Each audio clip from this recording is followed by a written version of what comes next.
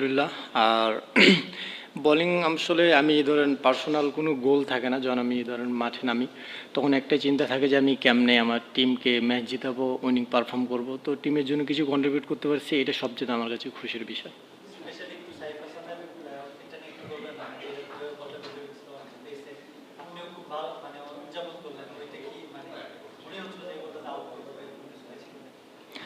আসলে আগে থেকে অনুভব করা যায় না যে উইকেট পড়বে কি পড়বে না। আমি জাস্ট একটা জিনিস চেষ্টা করতেছিলাম যে কেমনে গুড লাইন অ্যান্ড লেন্থে বোলিং করা, জাস্ট ওইটাই চেষ্টা করছি।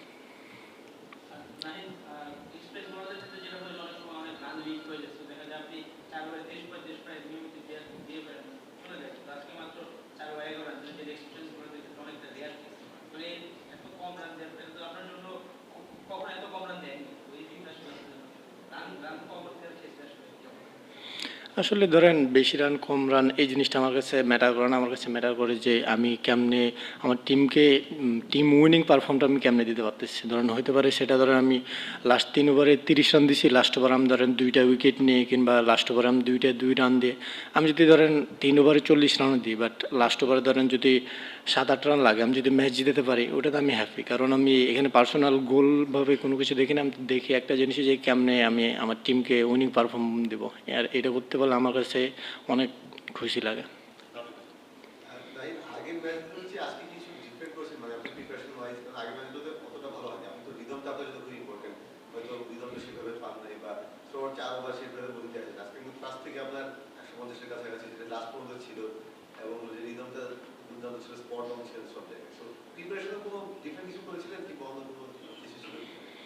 না, আসলে ডিফারেন্ট না, কারণ আপনার হচ্ছে আমি আমার পেজ ধরেন এর আগে যা ছিল এখনও তাই আছে। আমি জাস্ট সিলেটের আগে লাস্ট যে কয়েকটা ম্যাচ খেলছি আলহামদুলিল্লাহ ভালো গেছে, এবং আমি কখনো ধরেন পার্সোনাল গোল হিসাবে দেখি না। আমি এর আগে আমার টিম যেটা চাইছে যে আমার মাঠের মধ্যে আমার টিম চাইছে যে না আমার ধরেন ডট বল করতে আমি মোটে করার চেষ্টা করছি। যখন যে আমার টিম চাইছে যে না তুমি উইকেট টেকিং বোলিং করার চেষ্টা করো, রান লিক হলে সমস্যা নাই। তো এখানে আমি জাস্ট একটা জিনিসই চেষ্টা করছি এর আগে যেগুলো করছিলাম, যে কেমনে আমার টিম যেটা চাইতেছে আমি ওই জিনিসটা এক্সিকিউট মাঠের মধ্যে করতে পারতেছি কিনা। তো আমার আজকে টিমের একটাই প্ল্যান ছিল যে না জাস্ট তুমি রান ছাড়া বোলিং করো, এবং যদি উইকেট আসলে অটোমেটিক উইকেট আসবে। তো আমি ওই জিনিসটা জাস্ট এক্সিকিউট করার চেষ্টা করছি মাঠে।